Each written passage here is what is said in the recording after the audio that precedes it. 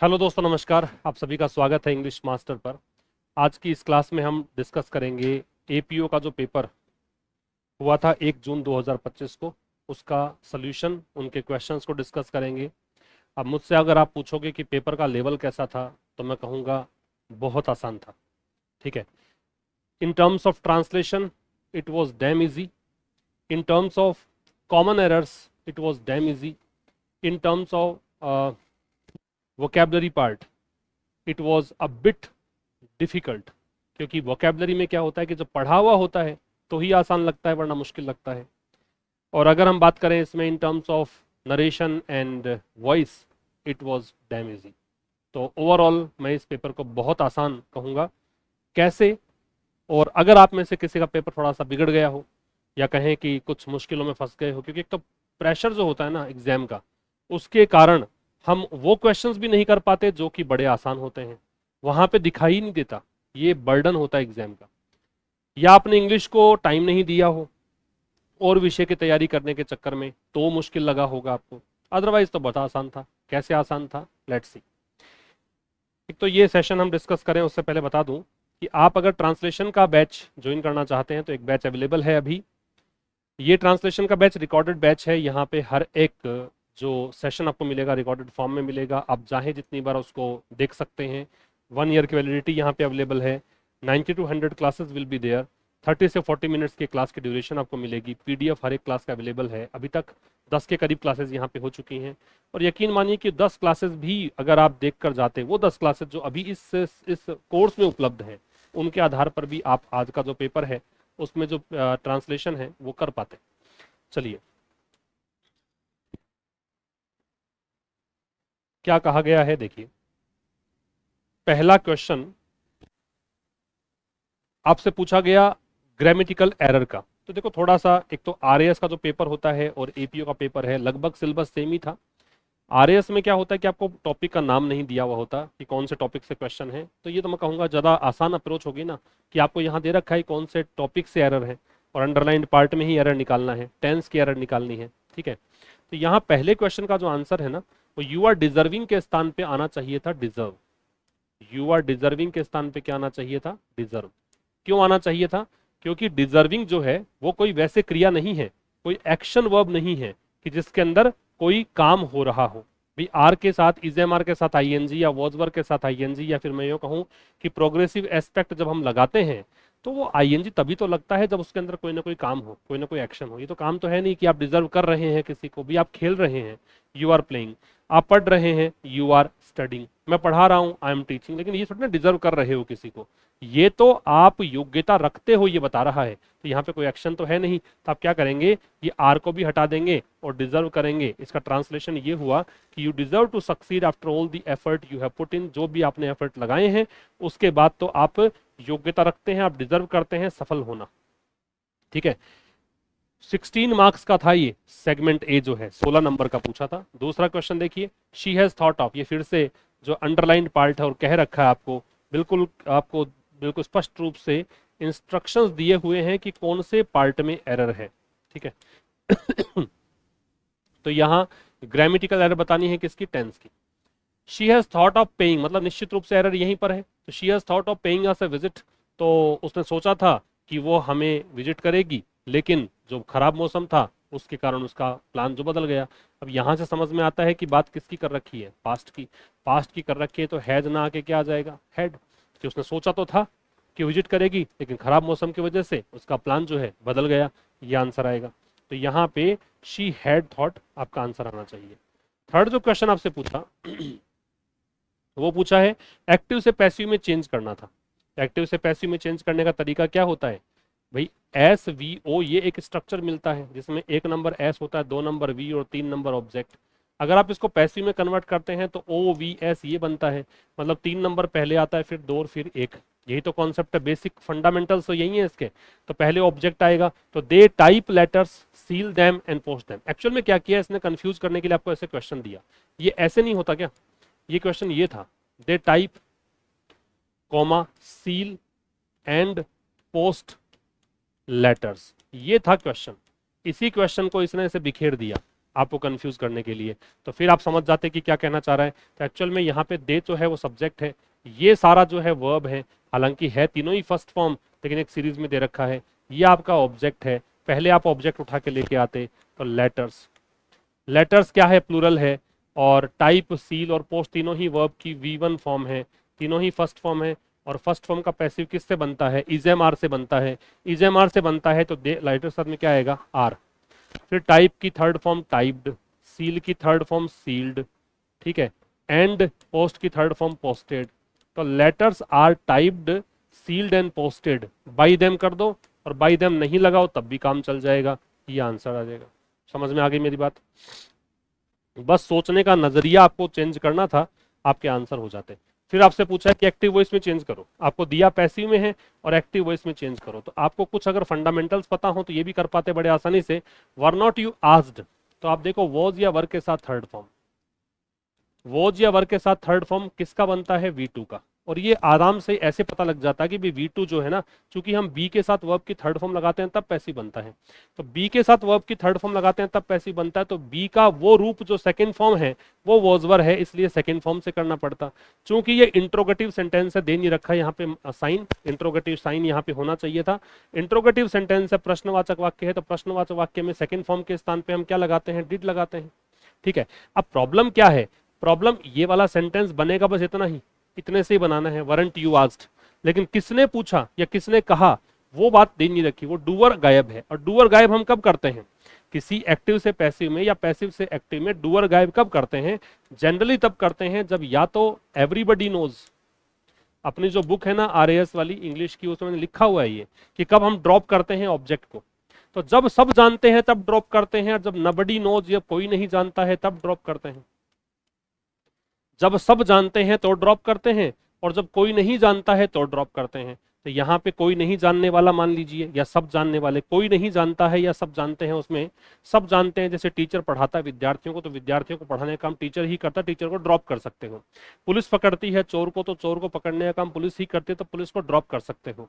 ठीक है, ऐसे ही समवन है, नो वन है, नबडी है, एवरीबडी है, समबडी है, ये वाले अनजान है, इनडेफिनेट प्रोनाउंस की कैटेगरी में आते हैं। तो इनको हम कोई नहीं जानता है, तो हो सकता है ना कि यहाँ पे समवन, एनीवन ये वाला कुछ रहा हो सकता है दे ही रहा हो, दे से भी हम ड्रॉप कर देते हैं कई बार। तो weren't you asked not to make so much fuss about leaving early, हमें डिड से बनाना था।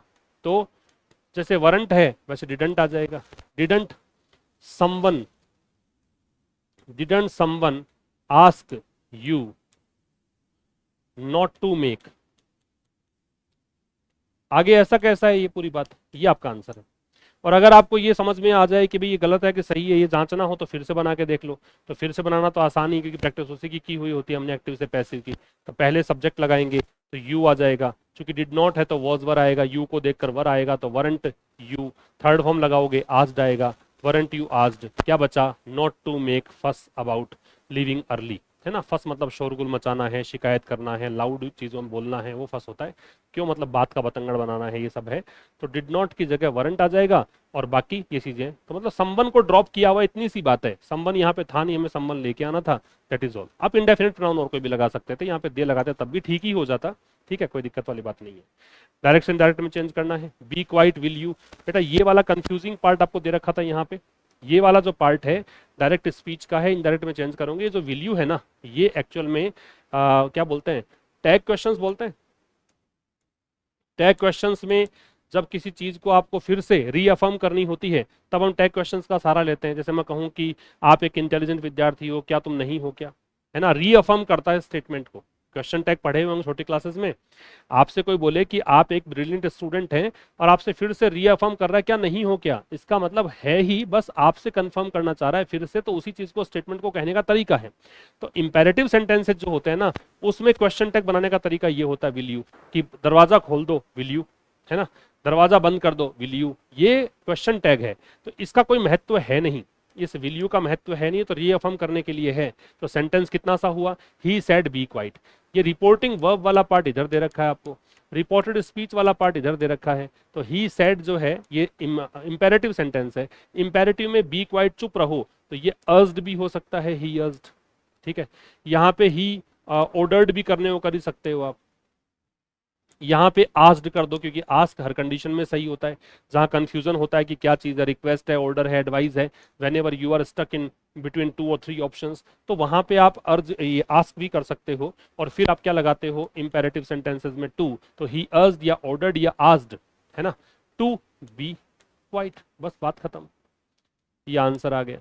बी क्वाइट का बी क्वाइट इसलिए कि टू के साथ तो बेस फॉर्म ही आनी थी, तो be quite as it is.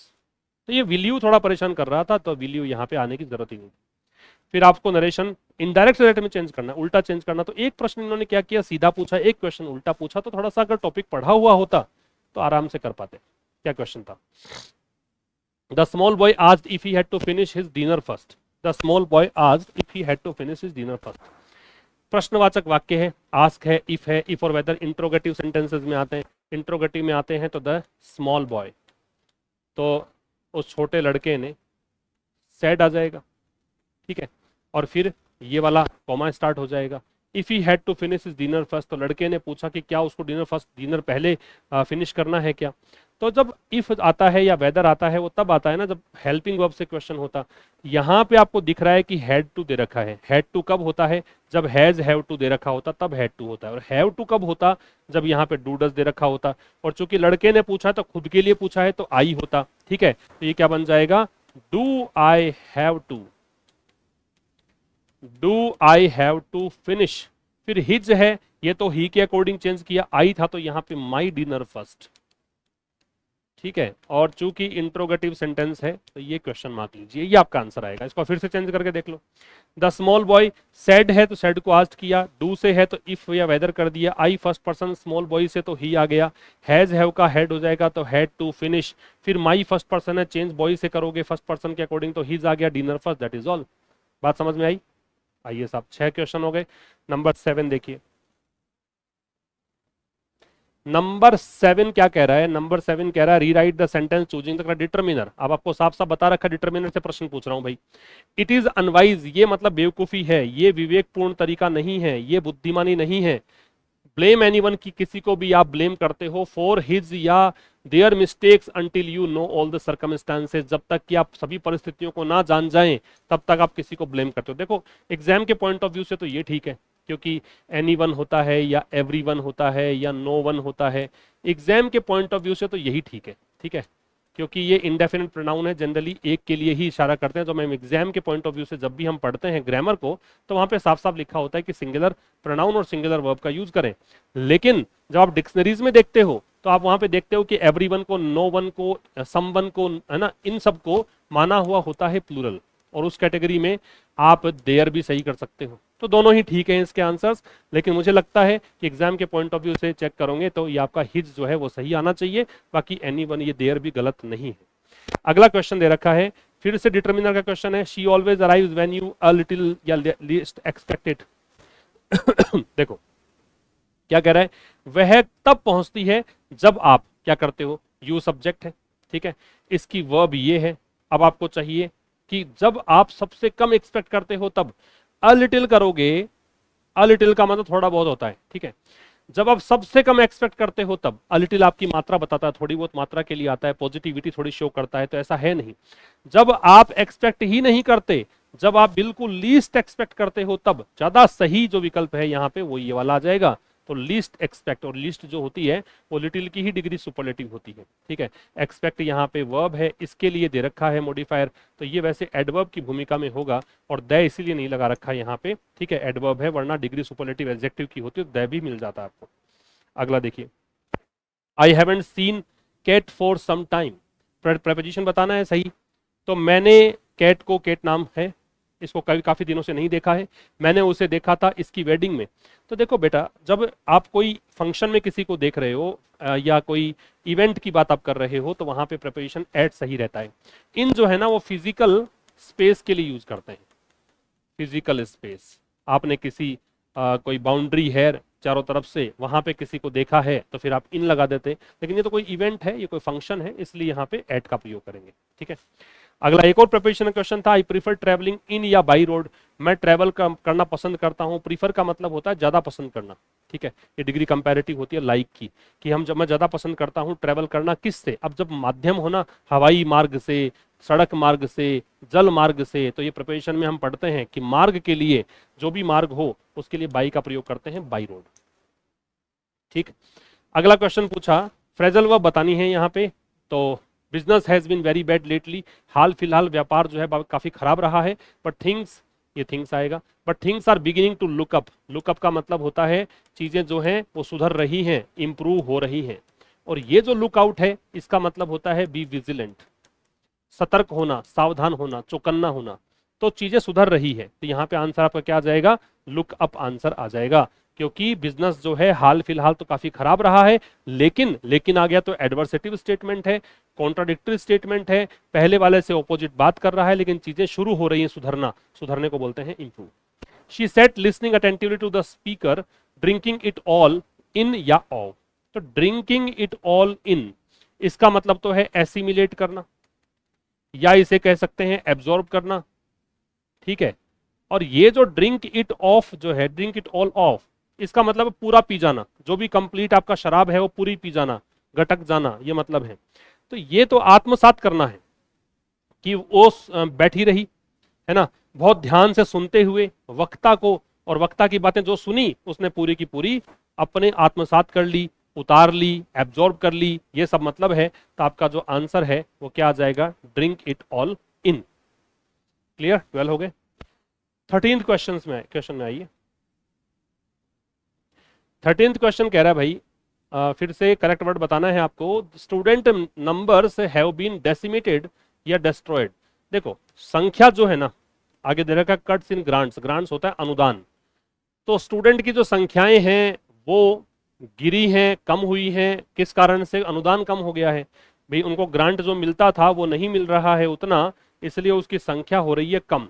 अब जब संख्या कम हो रही है तो इसका मतलब क्या मान लीजिए, इसका मतलब है कि कोई ऐसी चीज लगाओ जो कम होने का संकेत दे। डिस्ट्रॉय तो नष्ट करना होता है, डेसिमेट वैसे तो हत्या करने को भी बोलते हैं, डेसिमेट मतलब बहुत अधिक संख्या में लोगों को मार देना भी होता है, लेकिन एक इसका मतलब जो है वो होता है रिड्यूस करना, तो रिड्यूस करने का मीनिंग ये दे सकता है, इसलिए आपका आंसर जो है डेसिमेटेड आएगा। तो डिमोलिशन स्क्वाड, स्क्वाड एक ग्रुप होता है, जत्था होता है, तो जो डिमोलिशन स्क्वाड का मतलब वो ग्रुप जो कि डिमोलिश करने के लिए आया था, भवनों को ढहाने के लिए आया था, है ना। फाउंड इट डिफिकल्ट, उनको बड़ा मुश्किल लगा कि माइटी स्ट्रक्चर, माइटी का मतलब है पावरफुल, जो बहुत ही शक्तिशाली जो एक ढांचा था उसको ग्राउंड पर गिराने में उनको बहुत मशक्कत करनी पड़ी, तो ढहाने के लिए क्या आएगा, रेज, ये आएगा, ये होता है डेस्ट्रॉय करना। ये जो रेज होता है ये ट्रांजिटिव वर्ब भी है, और रेज का मतलब या तो किसी का पोषण करना होता है, रेज नर्चर करना होता है, और या इसका मतलब इंक्रीज करना होता है, बढ़ाना होता है, जैसे रेज टैक्स रेज करते हैं हम, है ना, ये रेज पालन पोषण करना भी होता है, ये रेज ढहाना होता है, नष्ट करना होता है। तो आपका जो आंसर आएगा वो रेज आएगा, RHZD। अगला है यू वुड या कुड, ये मॉडल का क्वेश्चन पूछा कि वुड आएगा कि कुड आएगा, यू वुड या could at least have sent me message what that you were not coming, आप कम से कम मुझे मैसेज भेज सकते थे कि आप नहीं आ रहे हो। पॉसिबिलिटी, आप ऐसा कर सकते थे, वैसे ही आपका ट्रांसलेशन से ही आ जाएगा, और वैसे वुड जो है ना पॉसिबिलिटी के लिए नहीं आता है, ये या तो पास्ट हैबिट के लिए आता है, भूतकाल की आदत के लिए, या ये पोलाइट रिक्वेस्ट के लिए आता है, ठीक है, विनम्र निवेदन के लिए, या ये हाइपोथेटिकल कंडीशंस के लिए आता है, मतलब काल्पनिक स्थिति के लिए, ठीक है। और कुड जो है वो पास्ट की एबिलिटी के लिए आ सकता है, प्रेजेंट पॉसिबिलिटी के लिए भी आ सकता है। कुड है वो आपके परमिशन, मतलब कुड एक तो पॉसिबिलिटी, क्योंकि कैन और कुड दोनों पॉसिबिलिटी के लिए आ सकते हैं, प्रेजेंट पॉसिबिलिटी के लिए भी आ सकता है। एक ये जो कुड है वो पास्ट की एबिलिटी, कैपेबिलिटी, इसके लिए आता है, ये ध्यान रखो आप, एबिलिटी, पॉसिबिलिटी, पावर, है ना, इन सब के लिए आता है, पास्ट के लिए, या फिर पॉसिबिलिटी। तो यहाँ पे कुड ही आएगा, वैसे ट्रांसलेशन से आ जाता है तो पता भी नहीं होता। तो अगला है लिसन टू द लाफ्टर, उस हंसी को सुनो। दे मस्ट या नीड बी एंजॉइंग देमसेल्व्स, तो निश्चित रूप से वो अपने आप को एंजॉय कर रहे होंगे, तो यहाँ पे स्ट्रॉन्ग पॉसिबिलिटी है, पॉसिबिलिटी के लिए यही आंसर है। तो नेसेसिटी के लिए आता है, नीड तो आवश्यकता के लिए आता है, तो आपका आंसर है वो क्या आएगा, मस्ट। 16 हो गए। ये पैसेज है आपका, पैसेज बहुत आसान था हो सकता है आपने बड़ी साइज देखकर और क्या कहें कीवर्ड मिला ही नहीं हो तो ये देखकर बड़ा मुश्किल लगा हो, मुश्किल है नहीं, बहुत आसान है। देखो कैसे, पहला क्वेश्चन आपसे पूछा, हालांकि आंसर्स जो हैं वो अलग अलग हो सकते हैं, क्योंकि पैसेज का कोई आंसर फिक्स नहीं होता है, उसमें थोड़ा बहुत बढ़िया से लिख दोगे तो मार्क्स पूरे में से पूरे आने की संभावना होती है। तो पहला पूछा है कि why is the talent of some of the oil producing nations not explored, कि क्यों जो ऑयल प्रोड्यूसिंग नेशंस हैं, जो तेल उत्पादक राष्ट्र हैं, उनके टैलेंट को एक्सप्लोर क्यों नहीं किया जाता है।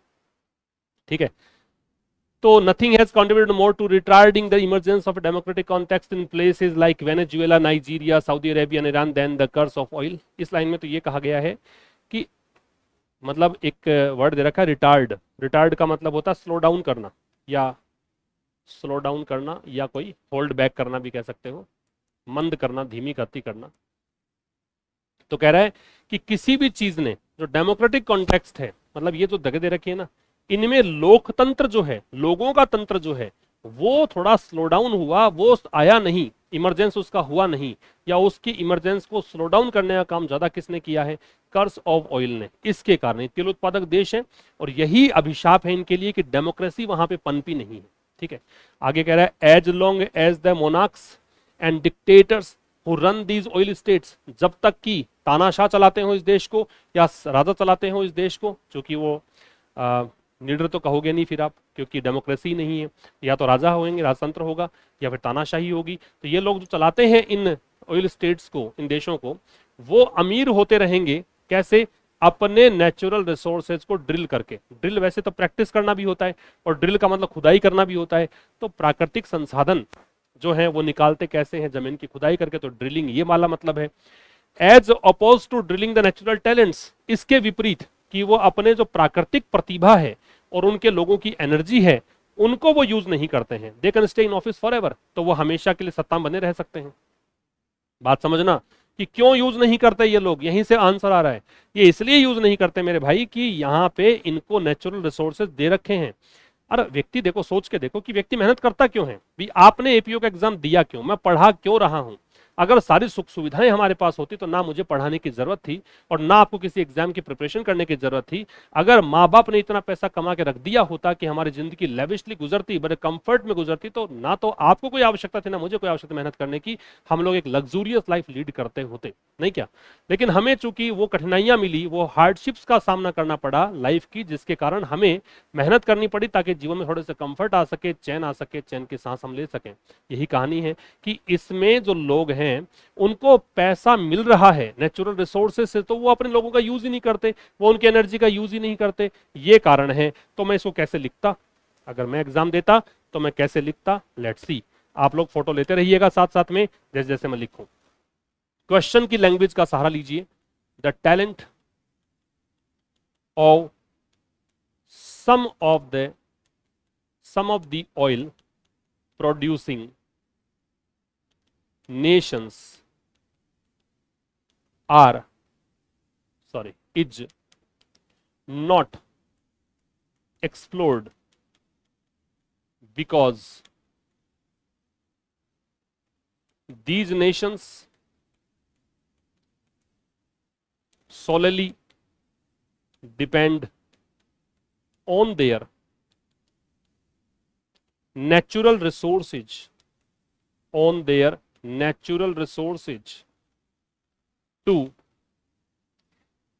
to lead a luxurious, या फिर to live in prosperity। ठीक है, they don't have to utilize the natural talent and energy of their people for the progress for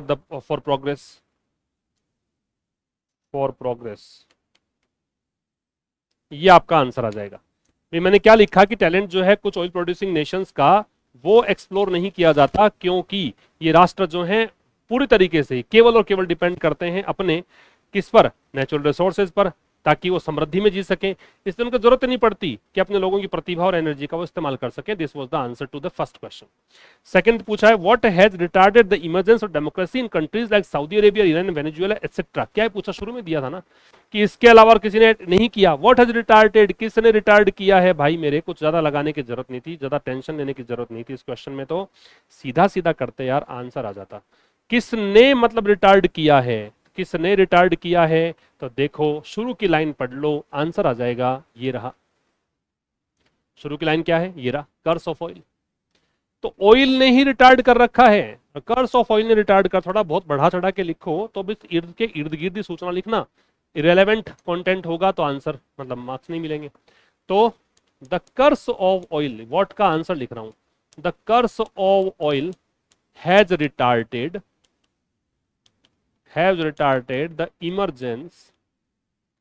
the emergence of democracy in countries like, ये नाम लिख दो, ठीक है, as these nations do not have to look beyond this natural resource to prosper, and that is why they do not feel the importance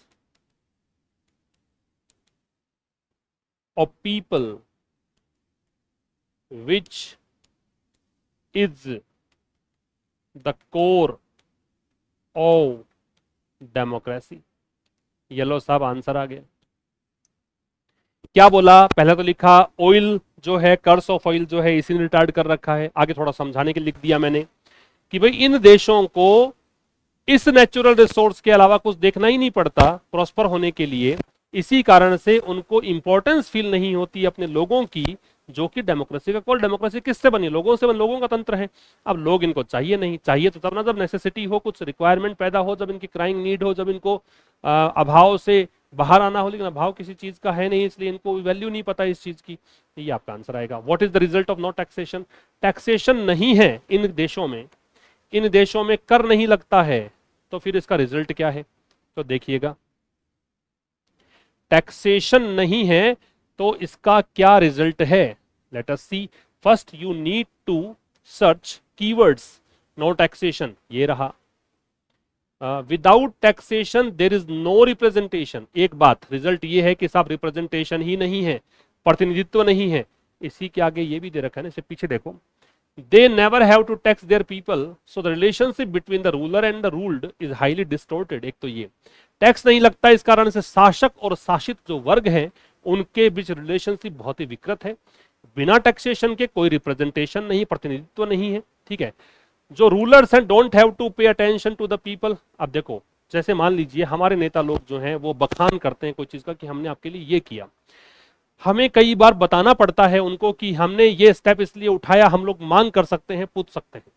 और पलट के नेता बोले कि मैं तुम्हें क्यों बताऊं, तो हमारा आंसर होगा कि साहब टैक्स देते हैं, हमारे पैसों से तुम गवर्नमेंट चलाते हो, इसलिए बताने का अधिकार, हमें पूछने का हक है, ठीक है, तुम्हारा बताना कर्तव्य है। लेकिन जहां टैक्स ही नहीं लेते, जहां लोगों पर डिपेंडेंस ही नहीं है, तो फिर बताएंगे ही नहीं, रिप्रेजेंटेशन खत्म हो गया, उनका रिलेशन डिस्टोर्टेड हो गया। वो लोग बताएंगे नहीं कि पैसा खर्च कर कैसे रहे हैं, ठीक है, वो लोग आपको कुछ भी जानकारी नहीं देंगे, है ना। तो इस कारण से ये वाली चीजें जो है ना, ये रिजल्ट है। तो टैक्सेशन का रिजल्ट एक तो ये बता दीजिए कि रिलेशनशिप खत्म हो गया इनका, रिप्रेजेंटेशन नहीं है, ये बता दीजिए, उनको लोगों पर ध्यान देते ही नहीं है, या उनको बताते नहीं है कि पैसा कैसे खर्च किया था, मतलब अकाउंटेबिलिटी खत्म हो गई यहाँ पे। तो आपका जो आंसर है क्या आएगा? तो कहेंगे the result of no taxation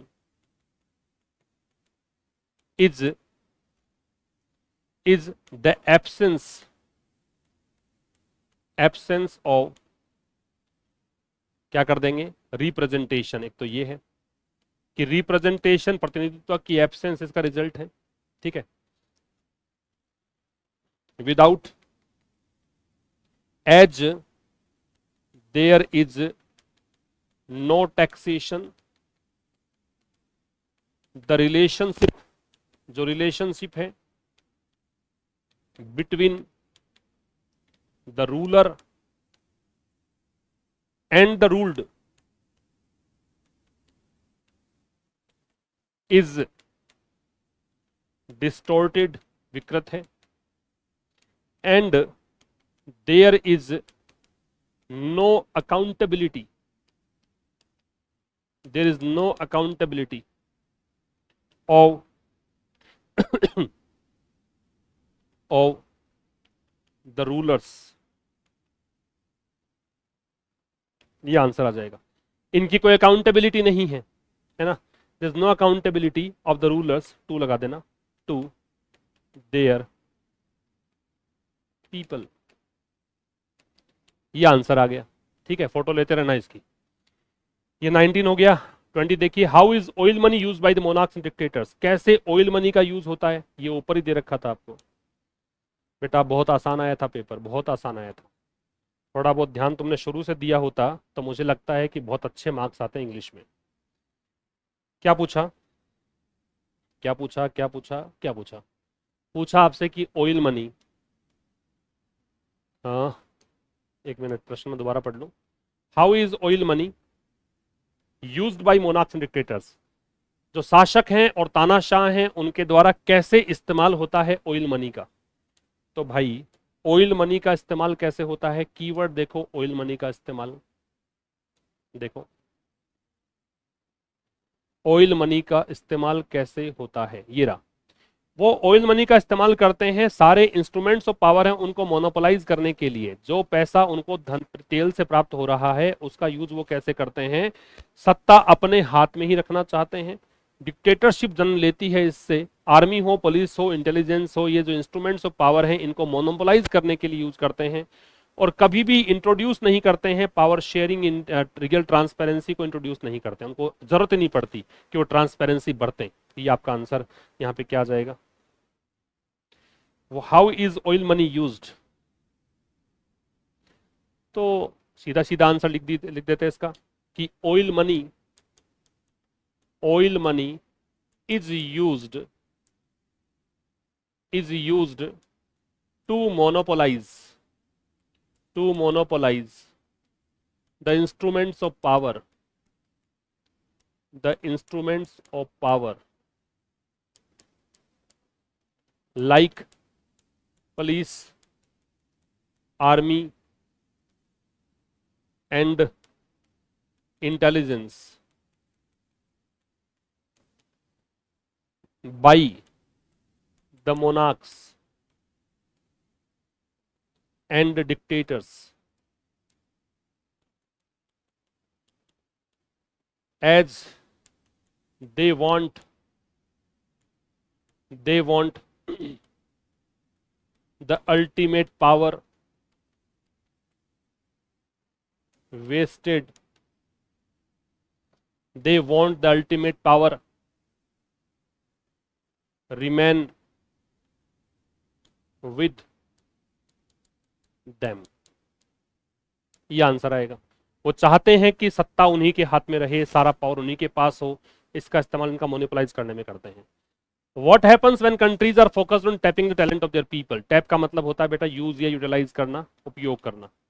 क्या होता है जब देश जो है वो फोकस्ड होते हैं, वो देश जो ध्यान केंद्रित करते हैं कि इंसान जो है वो पूंजी है, ठीक है, मानव पूंजी है, तो अपने लोगों का टैलेंट को टैप करने पे उनका फोकस होता है कि अपने जो लोग हैं, उनके जो लोग हैं, उनकी प्रतिभा का इस्तेमाल किया जाए, इसके लिए उनका कंसंट्रेशन होता है।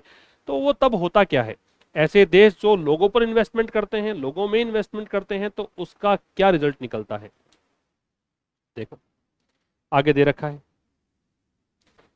कंट्रीज, देखो सीधा सीधा कीवर्ड मिल रहे हैं, countries focused on tapping their people have to focus on developing real institutions. तो वो देश जो कि अपने लोगों को टैप करने में फोकस्ड होते हैं, उनको फोकस करना होता है डेवलपिंग रियल इंस्टीट्यूशंस, कि जो वास्तविक संस्थान है उनको डेवलप करने में property rights, rule of law, independent courts, modern education, foreign trade, foreign investment, freedom of thought and scientific inquiry to get most of their women man and women. यही पूछा था ना।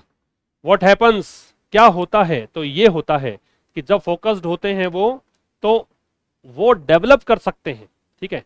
When they focus on their people, है ना, they are focused on tapping their people, then the development of real institution, क्या लिखोगे, then the development of real institutions, property rights, rule of law, ऐसा करके कर देना टेक प्लेस। ये सब लिख के क्या कर देना, टेक प्लेस। ये सब चीजें होती हैं जब खुद के लोगों पर फोकस होता है यूटिलाइज करने पे, तो क्या क्या होता है, तो फिर वो चीजें, मतलब एक तो रियल इंस्टीट्यूशन डेवलप होते हैं, property rights, rule of law, independent courts, modern education, ये सब चीजें डेवलप होती हैं, ऐसा बताना है। और एक लास्ट पूछा था आपसे कि वर्ड में बताओ, ऐसे पैसेज में बताओ ल्यूसिडिटी का मतलब क्या था, तो बेटा एक वर्ड आया था ट्रांसपेरेंसी, तो ट्रांसपेरेंसी इसका आंसर होगा। ये था पैसेज, बड़ा आसान पैसेज दिया आपको। और फिर पूछे ट्रांसलेशन, ट्रांसलेशन देखना, एकदम से देखते ही तुम्हें समझ में आ जाएगा क्या कहना चाहता है, बड़े आसान ट्रांसलेशन थे। आप इस चैनल पर ट्रांसलेशन देखो तो सही, मैंने डिफिकल्ट वाले भी करवाए हैं, उसके इर्द गिर्द है भी क्या ये ट्रांसलेशन, देखना देखे, है ना, बड़े आसान थे। शिक्षा, सॉरी यही था क्या प्रश्न, पहला नहीं था, एक मिनट। कई प्रयासों के बावजूद वह परियोजना को समय पर पूरा नहीं कर सका। कई प्रयासों के बावजूद वह परियोजना को समय पर पूरा नहीं कर सका। के बावजूद के लिए आएगा बेटा डिस्पाइट या इनस्पाइट ऑफ, तो डिस्पाइट, कई के लिए लगा दो सेवरल, प्रयासों को बोल दो एफर्ट्स। आप चाहो तो इसको ऐसे बोल दो in spite of several efforts, ठीक है। वह परियोजना को नहीं पूरी कर सका तो कुड नॉट आ जाएगा, ही कुड नॉट कंप्लीट, पूरा करना, वी कुड मॉडल है तो बेस फॉर्म, परियोजना डेफिनेट हो जाएगी यहाँ पे, तो द प्रोजेक्ट, और समय पर के लिए ऑन टाइम, एट टाइम होता नहीं है, एट टाइम्स होता है, वो एक फ्रेज होती है। इन टाइम मतलब समय रहते होता है, समय पर तो ऑन टाइम, ये आपका आंसर आएगा।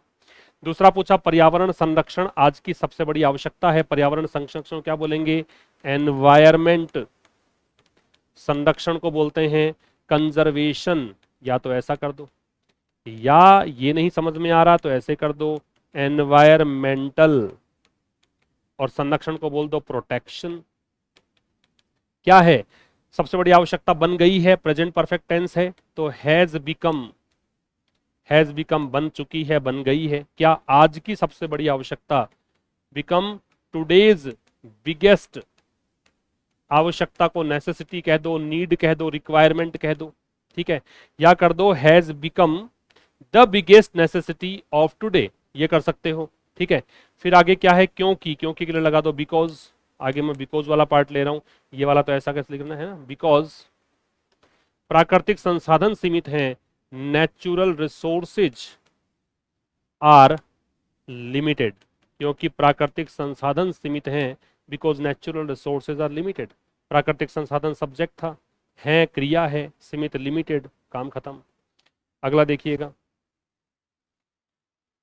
दो हो गए।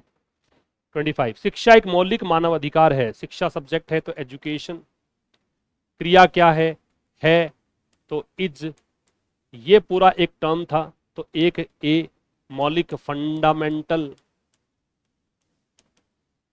है ना, मौलिक हो गया, मानव अधिकार human right, fundamental human right, comma, आर्थिक और सामाजिक प्रगति का एक प्रमुख चालक है ना, इज, एक उल्टा चलना है, एक प्रमुख चालक, अ की ड्राइवर, प्रमुख की लिख दो, मेजर लिख दो, ड्राइवर चालक, किसका, ओ, आर्थिक इकोनॉमिक, और एंड सामाजिक सोशल, प्रगति प्रोग्रेस, येलो साहब, ये आंसर आ गया, ठीक है।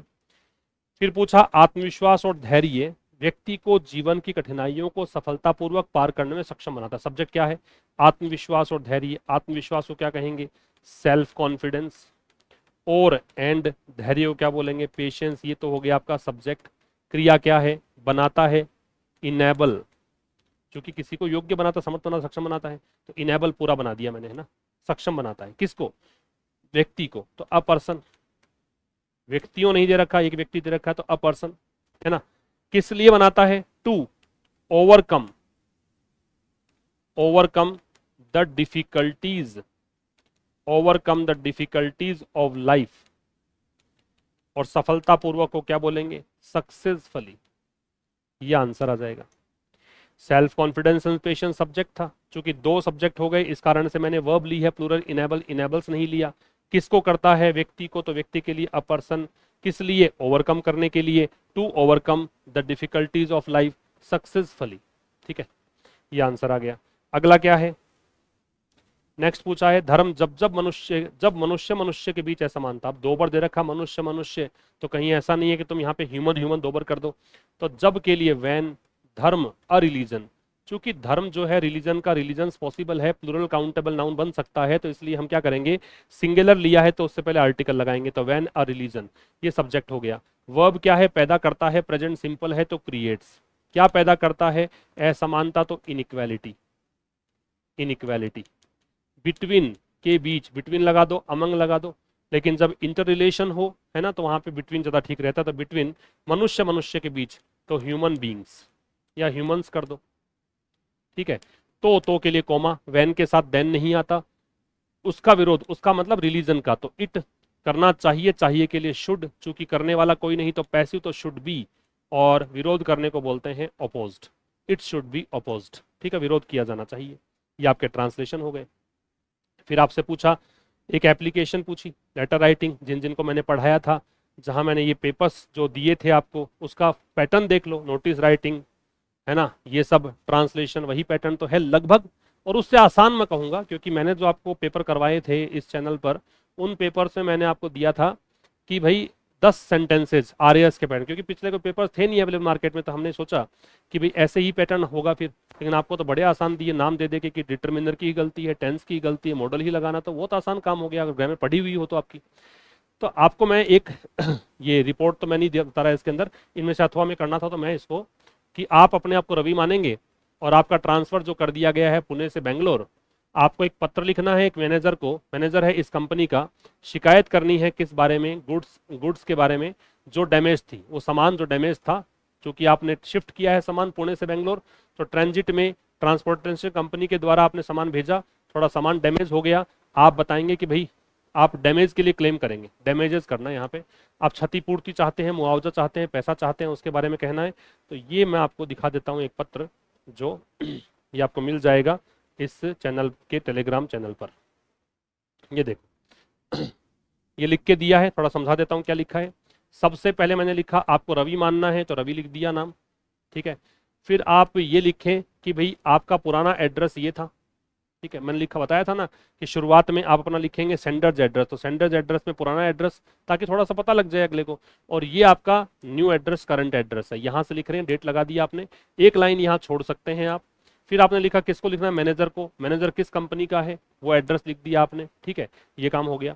सब्जेक्ट, सब्जेक्ट लिखें कंप्लेंट रिगार्डिंग, ये चूंकि मैंने स्क्रीनशॉट लिया है मोबाइल से टाइप करके, तो आप थोड़ा सा इधर चला गया है, बाकी इसी लाइन में तुम लिख दोगे, तो ये आपका हो गया क्या, subject, complaint regarding damaged goods in transit, consignment number ये है। सर या मैडम आपने लिखा, डियर सर या मैडम, चूंकि बिजनेस लेटर ये हो गया तो डियर सर या मैडम लगाया जा सकता है, ठीक है। तो आप यहाँ पे लिख रहे हैं कि I recently availed your services, मैंने अभी आपके सर्विसेज को अवेल किया है, काम में लिया है, किस लिए, मेरे हाउस होल्ड आइटम्स को पुणे से बेंगलोर शिफ्ट करवाने के लिए, और कंसाइनमेंट नंबर जो है वो ये है, इस डेट को भेजा था, ठीक है। डिलीवरी जब हुई 1 जून को, तो मैंने पाया कि अनेक आइटम्स जिसमें ये शामिल थे ये डैमेज्ड हो गए, और ये सीधे सीधे दिखता है कि मिस हैंडलिंग रही है, आपने सही तरीके से हैंडल नहीं किया, इस कारण से डैमेज ये हो गए, ठीक है। ऑल आइटम्स वर इंश्योर्ड, सारे के सारे आइटम्स जो हैं वो इंश्योर्ड थे, और उन पे लिखा हुआ था फ्रेजाइल है, ठीक है, ये देखो दिख रखा है। तो मैं आपसे रिक्वेस्ट करता हूं कि आप क्या करें, इमीडिएट एक्शन ले, ताकि आप डैमेजेस को कंपनसेट कर दें, पैसा दे दीजिए मुझे, मैं अप्रिशिएट करूंगा, जल्द से जल्द इस मुद्दे को सुलझाएंगे। तो योर सिंसियरली लिखा, नाम लिखा, एनक्लोज्ड में आपने एनक्लोजर क्या डाल दिया, एनक्लोज लिख दो, एनक्लोजर लिख दो, अटैच्ड लिख दो, क्या लिखा, फोटोज डाल दिया आपने डैमेज आइटम्स की, और कॉपी ऑफ कंसाइनमेंट रिसीट जो है वो आपने दे दी। एक आपसे पूछा इसके अंदर नोटिस, और नोटिस किस पे पूछा था, कि आप सेक्रेटरी हैं बार एसोसिएशन के, तो बार एसोसिएशन की तरफ से आपको ये पत्र नोटिस लिखना था। और नोटिस किस बारे में है, एक मीटिंग करवानी है आपको, और वो कब होनी है, अगले सप्ताह होनी है। आपको मीटिंग में क्या बताना है कि भाई आप एक्शन लेंगे प्रोटेस्ट के लिए, कि वायलेंस जो हुई थी, हिंसा जो हुई थी, किसके खिलाफ की गई थी हिंसा, लॉयर्स के खिलाफ और पुलिस के द्वारा लॉयर्स को परपेट्रेट किया गया, परेशान किया गया, हिंसा यहाँ पे हुई है, इसके विरोध में आप यहाँ मीटिंग आयोजित करेंगे। तो मैंने आपको बताया था कि भाई एक बॉक्स बना लीजिए, बॉक्स में सबसे पहले लिखिए कि लेटर, ये नोटिस जो है किसकी तरफ से है ना, ऐसे आप बॉक्स बना लेना। यहाँ पे, यहाँ मैंने बॉक्स नहीं बनाया हुआ, आप बॉक्स बना लीजिए। उस बॉक्स में आप सबसे पहले लिखिए कि किसके द्वारा ये लिखा है। तो ये तो है bar association city civil court, इसके द्वारा आपने लिखा। फिर आप लिखिए नोटिस बड़े बड़े अक्षरों में, कैपिटल लेटर्स में। फिर आपने लगाई डेट, है ना, बताया था। फिर किसके बारे में है, तो अर्जेंट मीटिंग, ये टाइटल है इस नोटिस का। फिर क्या लिखा यहाँ पे, a general body meeting of the bar association will be held on 10 June. आपने सूचना दी कि इस डेट को इतनी बजे मीटिंग होगी। किस लिए होगी, डिस्कस करने के लिए और एक्शन डिसाइड करने के लिए, किसके खिलाफ, रिसेंट वायलेंस के खिलाफ जो कि पुलिस के द्वारा किया गया है लॉयर्स के खिलाफ। सारे मेंबर्स जो है उनसे रिक्वेस्ट की जाती है कि मीटिंग अटेंड करें। A collective and firm response is essential to uphold the dignity and safety of our legal fraternity। जो लीगल फ्रेटर्निटी है अपनी, हमारा जो कानूनी समाज है, उसकी डिग्निटी और सेफ्टी को इंश्योर करने के लिए इसकी जरूरत है। सेक्रेटरी जो लिखने वाला है उसका नाम लिखा, ऐसे नोटिस लिखना था आपको। तो ये हमने पेपर डिस्कस किया है एपीओ वाला, और शायद मेरा सोल्यूशन देखने के बाद, ये डिस्कशन देखने के बाद, शायद जिनको मुश्किल लग रहा था उनको भी आसान लगे पेपर। लेकिन देखिए वहाँ पे बर्डन होता है, मैं मानता हूँ, आपकी जगह मैं भी होता, और प्रेशर में आ ही जाता है। बहुत सारे सब्जेक्ट होते हैं, केवल इंग्लिश से तो करना ही नहीं था, और भी सब्जेक्ट करने ही थे आपको। तो उस समय पेपर जो होता है ना, वो देख के लगता है यार कि नहीं आ रहा। फिर जब ठंडे दिमाग से घर जाके कुछ समय बाद जब पेपर देखते हैं तो बड़ा आसान लगता है, फिर लगता है सिली मिस्टेक मैंने कर दी। ऐसा होता है सबके साथ, चाहे आप हो चाहे मैं हूँ। चलिए कोई बात नहीं, अगर पेपर आपका अच्छा हुआ है तो बेस्ट विशेष, अग्रिम शुभकामनाएं आपको। और पेपर थोड़ा बहुत ऐसे गलतियां रह भी गई हैं, मुश्किल हालातों का आपने सामने किया है, तो हिम्मत मत हारिए, एक बार फिर से तैयारी में जुट जाइए। आगे जो और तैयारियां हैं, आरजेएस की प्रिपरेशन आप कर सकते हैं, आगे फिर से वैकेंसी आने की संभावना है ना, जेएलओ की वैकेंसी या एपीओ की वैकेंसी, तो उसमें आप तैयारी से अभी से जुट जाइए, क्योंकि पहले से तैयारी किया हुआ ज़्यादा फायदेमंद रहता है, उसकी बजाय कि आप वैकेंसी डिक्लेयर होने के बाद तैयारी में जुटें। Okay, best wishes to all of you, thank you very much for watching till the end, see you in another video, till then नमस्कार।